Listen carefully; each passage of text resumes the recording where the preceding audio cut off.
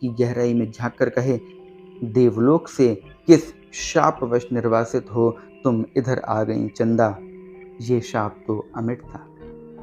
तभी चंदा ने हड़बड़ाकर आंखें खोली। जगपति को सामने देख उसे लगा कि वो एकदम नंगी हो गई हो, अतिशय लज्जित हो। उसने अपने पैर समेट लिए, घुटनों से धोती नीचे सरकाई और बहुत संयत सी उठकर रसोई के अंधेरे में खो गई। जगपति एकदम हताश हो वहीं कमरे की दहरी पर चौखट से सिर टिका बैठ गया। नजर कमरे में गई तो लगा कि पराये स्वर यहाँ गूंज रहे हैं, जिनमें चंदा का भी एक है। एक तरफ घर के हर कोने से अंधेरा सैलाब की तरह बढ़ता आ रहा था। एक अजीब निस्तब्धता, असमंजस गति पर पथभ्रष्ट शक्लें, पर आकारहीन। खाना खा लेते, चंदा का स्वर कानों में पड़ा। वो अनजाने ऐसे उठ बैठा जैसे तैयार बैठा हो। उसकी बात की आज तक उसने अवज्ञा न की थी। खाने तो बैठ गया पर कौर नीचे नहीं सरक रहा था। तभी चंदा ने बड़े सधे शब्दों में कहा, कल मैं गांव जाना चाहती हूँ। जैसे वो इस सूचना से परिचित था। बोला, अच्छा। चंदा फिर बोली, मैंने बहुत पहले घर चिट्ठी डाल दी थी, भैया कल लेने आ रहे हैं। तो ठीक है, जगपति वैसे ही डूबा डूबा बोला। चंदा का बांध टूट गया और वो वहीं घुटनों में मुंह दबाकर कातर सी फपक फपक कर रो पड़ी। न उठ सकी न हिल सकी। जगपति क्षण भर को विचलित हुआ, पर जैसे जम जाने के लिए उसके ओंठ फड़के और क्रोध के ज्वालामुखी को जबरन दबाते हुए भी वो फूट पड़ा, ये सब मुझे क्या दिखा रही है बेशर्म, बेगैरत। उस वक्त नहीं सोचा था जब जब मेरी लाश तले। वो कहते कहते रुक गया। तब की बात झूठ है। सिसकियों के बीच चंदा का स्वर फूटा, लेकिन जब तुमने मुझे बेच दिया। एक भरपूर हाथ चंदा की कनपटी पर आग सुलगाता पड़ा और जगपति अपनी हथेली दूसरी से दबाता खाना छोड़ कोठरी में घुस गया और रात भर कुंडी चढ़ाए उसी कालेक में घुटता रहा। दूसरे दिन चंदा घर छोड़ अपने गांव चली गई। जगपति पूरा दिन और रात ताल पर ही काट देता, उसी वीराने में, तालाब के बगल, कब्र बबूल और ताड़ के पड़ोस में। पर मन मुर्दा हो गया था। जबरदस्ती वो अपने को वहीं रोके रहता। उसका दिल होता कहीं निकल जाए, पर ऐसी कमजोरी उसके तन और मन को खोखला कर गई थी कि चाहने पर भी वो जा ना पाता। हिकारत भरी नजरें सहता पर वहीं पड़ा रहता। काफी दिनों बाद जब नहीं रहा गया तो एक दिन जगपति घर पर ताला लगाकर नजदीक के गांव में लकड़ी कटाने चला गया। उसे लग रहा था कि अब वो पशु हो गया है, बिल्कुल लंगड़ा, एक रेंगता कीड़ा जिसके न आंख है, न कान है, न मन है, न इच्छा। वो उस बाग में पहुंच गया जहां खरीदे पेड़ काटने को थे। दो आरे वालों ने पतले पेड़ के तने पर आरा रखा और कर का आबाद शोर शुरू हो गया। दूसरे पेड़ पर बन्ने और शकूरे की कुल्हाड़ी बज उठी और गांव से दूर उस बाग में एक लयपूर्ण शोर शुरू हो गया। जड़ पर कुल्हाड़ी पड़ती तो पूरा पेड़ थर्रा जाता। करीब के खेत की मेड़ पर बैठे जगपति का शरीर भी जैसे कांप कांप उठता। चंदा ने कहा था, लेकिन जब तुमने मुझे बेच दिया, क्या वो ठीक कहती थी? क्या बचन सिंह ने टाल के लिए जो रुपए दिए थे उसका ब्याज इधर चुकता हुआ?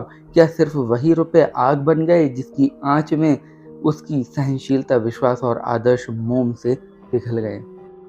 शकूरे! बाग से लगे दड़े पर से किसी ने आवाज लगाई। कोने के खेत से लीक बनी है, जरा मेड़ मारकर नंगा लगाड़ी। जगपति का ध्यान भंग हुआ। उसने मुड़कर दड़े पर आंखें गड़ाईं। दो भैंसा गाड़ियां लकड़ी भरने के लिए आ पहुंची थीं। शकूरे ने जगपति के पास आकर कहा, एक गाड़ी का भुर्त तो हो गया, बल्कि 1.5 का। अब इस पतरी या पेड़ को न छांट दें। जगपति ने उस पेड़ की ओर देखा जिसे काटने के लिए शकूरे ने इशारा किया था। पेड़ की शाख हरी पत्तियों से भरी थी। वो बोला, अरे ये तो हरा है, अभी इसे छोड़ दो। हरा होने से क्या, उखड़ तो गया है, न फूल का न फल का। अब कौन इसमें फल फूल आएंगे? 4 दिन में पत्ती झुरा जाएंगी। शकूरे ने पेड़ की ओर देखते हुए उस्तादी अंदाज से कहा, जैसा ठीक समझो तुम। जगपति ने कहा और उठकर मेड़ पक्के कुएं पर पानी पीने चला गया। दोपहर ढलते गाड़ियां भरकर तैयार हुईं और शहर की ओर रवाना हो गईं। जगपति को उनके साथ आना पड़ा। गाड़ियां लकड़ी से लदी शहर की ओर चली जा रही थीं और जगपति गर्दन झुकाए कच्ची सड़क की धूल में डूबा भारी कदमों से धीरे धीरे उन्हीं की बजती घंटियों के साथ निर्जीव सा बढ़ता जा रहा था। कई बरस बाद राजा परदेश से बहुत सा धन कमाकर गाड़ी में लादकर अपने देश की ओर लौटे। माँ सुनाया करती थीं, राजा की गाड़ी का पहिया महल से कुछ दूर पतेल की झाड़ी में उलझ गया। हर तरह कोशिश की पर पहिया न निकला। तब एक पंडित ने बताया कि सकट के दिन का जन्मा बालक अगर अपने घर की सुपारी लाकर इसमें छुआ दे तो पहिया निकल जाएगा।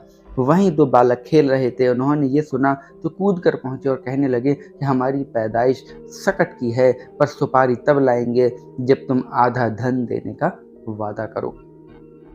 राजा ने बात मान ली। बालक दौड़े दौड़े घर गए, सुपारी लाकर छुआ दी, फिर घर का रास्ता बताते आगे आगे चले। आखिर गाड़ी महल के सामने उन्होंने रोक ली। राजा को बड़ा अचरज हुआ कि हमारे ही महल में ये दो बालक कहां से आ गए। भीतर पहुंचे तो रानी खुशी से बेहाल हो गई। पर राजा ने पहले उन बालकों के बारे में पूछा तो रानी ने कहा कि ये दोनों बालक उन्हीं के राजकुमार हैं। राजा को विश्वास नहीं हुआ। रानी बहुत दुखी हुई। गाड़ियां जब टाल पर आकर लगीं तो जगपति तख्त पर हाथ पैर ढीले करके बैठ गया तो पगडंडी से गुजरते मुंशी जी ने उसके पास आकर बताया, अभी उस दिन वसूली में तुम्हारी ससुराल के नज़दीक एक गांव में जाना हुआ तो पता लगा कि 15-20 दिन हुए चंदा के लड़का हुआ है। और फिर जैसे मोहल्ले में सुनी सुनाई बातों पर पर्दा डालते हुए बोले, भगवान के राज में देर है, अंधेर नहीं जगपति भैया। जगपति ने सुना तो पहले उसने गहरी नजरों से मुंशी जी को ताका, पर वो उनके तीर का निशाना ठीक ठीक नहीं खोज पाया। पर सब कुछ सहन करते हुए बोला, देर और अंधेर दोनों हैं। अंधेर तो सरासर है, तिरिया चरित्र है सब, बड़े बड़े हार गए हैं। कहते कहते मुंशी जी रुक गए, पर कुछ इस तरह जैसे कोई बड़ी भेद भरी बात है जिसे उनकी गोल होती हुई आंखें समझा देंगी। जगपति मुंशी जी की तरफ ताकता रह गया। मिनट भर मनहूस सा मौन छाया रहा। उसे तोड़ते हुए मुंशी जी बड़ी दर्द भरी आवाज में बोले, सुन तो लिया होगा तुमने? क्या? कहने को जगपति कह गया, पर उसे लगा कि अभी मुंशी जी उस गांव में फैली बातों को ही बड़ी बेदर्दी से कह डालेंगे। उसने नाहक ही पूछा।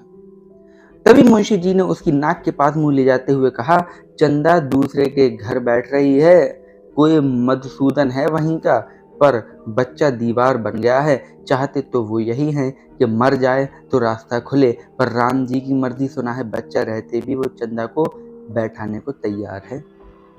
जगपति की सांस गले में अटक कर रह गई। बस आंखें मुंशी जी के चेहरे पर पथराई सी जड़ी थीं। मुंशी जी बोले, अदालत से बच्चा तुम्हें मिल सकता है, अब काहे का शर्म लिहाज?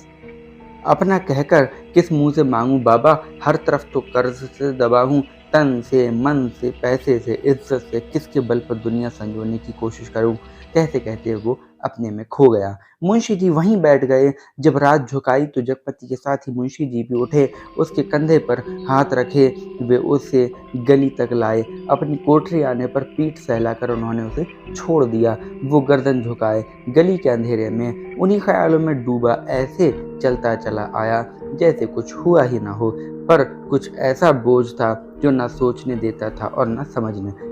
जब चाची की बैठक के पास से गुजरने लगा तो सहसा उसके कानों में भनक पड़ी, आ गए सन्यासी कुलबोरन। उसने जरा नजर उठाकर देखा तो गली की चाची भौजाइयां बैठक में जमा थीं और चंदा की चर्चा छिड़ी थी, पर वो चुपचाप निकल गया। इतने दिनों बाद ताला खुला और बरोठे के अंधेरे में कुछ सूझ न पड़ा तो एकाएक वो रात उसकी आंखों के सामने घूम गई। जब वो अस्पताल से चंदा के साथ लौटा था, बेवा चाची का वो जहर बुझा तीर आ गए राजा निर्वंशी अस्पताल से, और आज सन्यासी कुलबोरन और स्वयं उसका वो वाक जो चंदा को छेद गया था, तुम्हारे कभी कुछ ना होगा। और उस रात की शिशु चंदा चंदा का लड़का हुआ है, वो कुछ और जनती, आदमी का बच्चा न जनती, वो और कुछ भी जनती, कंकड़ पत्थर वो नारी न बनती, बच्ची ही बनी रहती। उस रात की शिशु चंदा, पर चंदा ये सब क्या करने जा रही है? उसके जीते जी वो दूसरे के घर बैठने जा रही है। कितने बड़े पाप में धकेल दिया चंदा को, पर उसे भी तो कुछ सोचना चाहिए, आखिर क्या? पर मेरे जीते जी तो ये सब अच्छा नहीं, वो इतनी घृणा बर्दाश्त करके भी जीने को तैयार हैं या मुझे जलाने को। वो मुझे नीच समझती है, कायर। नहीं तो एक बार खबर तो लेती, बच्चा हुआ तो पता लगता। पर नहीं, वो उसका कौन है? कोई भी नहीं। औलाद ही तो वो स्नेह की धुरी है जो आदमी औरत के पहियों को साध कर तन के दलदल से पार ले जाती है। नहीं तो हर औरत वेश्या है और हर आदमी वासना का कीड़ा। तो क्या चंदा औरत नहीं रही? वो ज़रूर औरत थी, पर स्वयं मैंने उसे नरक में डाल दिया। वो बच्चा मेरा कोई नहीं, पर चंदा तो मेरी है। एक बार उसे ले आता, फिर यहाँ रात के मोहक अंधेरे में उसके फूल से अंधेरों को देखता, निर्द्वंद सोई पलकों को निहारता, सांसों की दूध सी अछूती महक को समेट लेता। आज का अंधेरा, घर में तेल भी नहीं जो दिया जला ले। और फिर किसके लिए? कौन जलाए? चंदा के लिए, पर उसे तो बेच दिया था। सिवा चंदा के कौन सी संपत्ति उसके पास थी जिसके आधार पर कोई उसे कर्ज देता? कर्ज ना मिलता तो ये सब कैसे चलता? काम पेड़ कहाँ से कटते? और तब शकूरे के वे शब्द उसके कानों में गूंज गए, हरा होने से क्या, उखड़ तो गया है। वो स्वयं भी तो एक उखड़ा हुआ पेड़ है, न फल का न फूल का, सब व्यर्थ ही तो है। जो कुछ सोचा उस पर कभी विश्वास न कर पाया। चंदा को चाहता रहा, पर उसके दिल में चाहत न जगा पाया।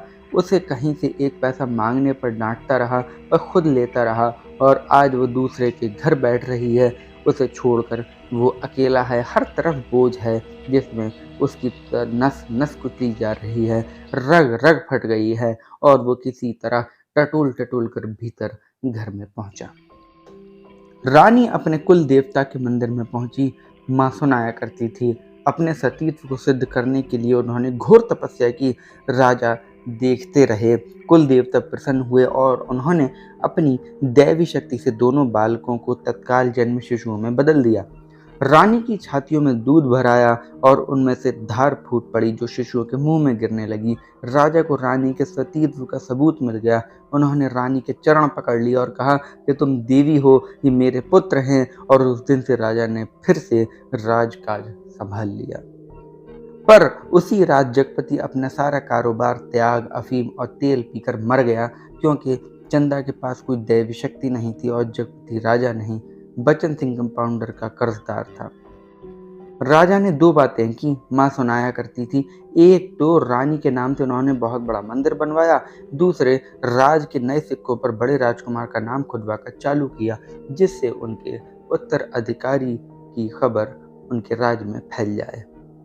जगपति ने मरते वक्त दो पर्चे छोड़े, एक चंदा के नाम का और दूसरा कानून के नाम का। चंदा को उसने लिखा था, चंदा मेरी अंतिम चाह यही है कि तुम बच्चे को लेकर चली आना। अभी एक दो दिन मेरी लाश की दुर्गति होगी, तब तक तुम आ सकोगी। चंदा आदमी को पाप नहीं पश्चाताप मारता है। मैं बहुत पहले मर चुका था, बच्चे को लेकर जरूर चली आना। कानून को उसने लिखा था, किसी ने मुझे मारा नहीं है, किसी आदमी ने नहीं। मैं जानता हूँ कि मेरे जहर की पहचान करने के लिए मेरा सीना चीरा जाएगा। उसमें जहर है, मैंने अफीम नहीं रुपए खाए हैं। उन रुपयों में कर्ज का जहर था, उसी ने मुझे मारा है। मेरी लाश तब तक न जलाई जाए जब तक चंदा बच्चे को लेकर ना आ जाए। आग बच्चे से दिलवाई जाए बस। माँ जब कहानी समाप्त करती थी तो आसपास बैठे बच्चे फूल चढ़ाते थे। मेरी कहानी भी खत्म हो गई। पर तो दोस्तों, आप लोगों ने देखा कि ये कहानी जिसका कमलेश्वर जी ने सृजन किया था, राजा निर्बल सिंह की कहानी, किस तरह से एक व्यक्ति के मानसिक स्थिति का प्रदर्शन करती है। जब उसके ऊपर कर्ज हो जाता है, उसकी मानसिक स्थिति का प्रदर्शन करती है। उम्मीद करता हूँ कि आपको ये कहानी पसंद आई होगी और जो मेरे नेट के साथी हैं, विद्यार्थी हैं, वो लोग भी इस कहानी को देख रहे होंगे। मैं कहानी को शब्दशः पढ़ता हूँ, वर्ड बाय वर्ड पढ़ता हूँ। उसका रीज़न यही है कि कहीं बच्चों से कोई भी चीज़ मिस ना हो जाए। जो भी एग्ज़ाम में क्वेश्चन आए, लाइन्स में से जो क्वेश्चन आते हैं, वो उनसे कहीं छूट ना जाए और वो इसको एक बार दो बार सुन सकते हैं इसको बहुत आसानी से। मिलता हूँ मैं आप लोगों से अपनी अगली कहानी में। तब तक आप लोग मेरी कहानियाँ सुनते रहिए। Thank you so much.